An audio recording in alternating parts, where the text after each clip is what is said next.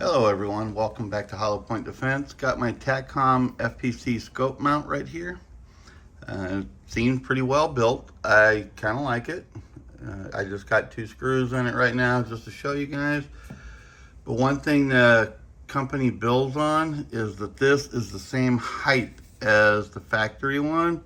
If you put a level on it and then you look up front here, it's about a 1/16 of an inch off. Not a big deal for me. But if you put this level right there, shoot across, there is a gap.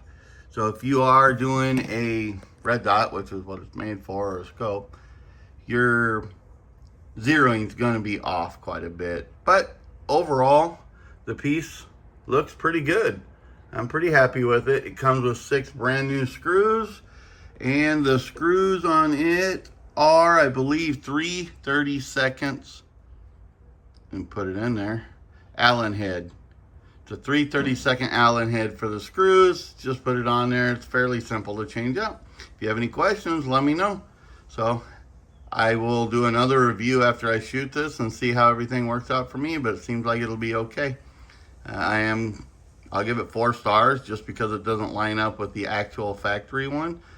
But it's all good. It'll work. Take care and have a good one.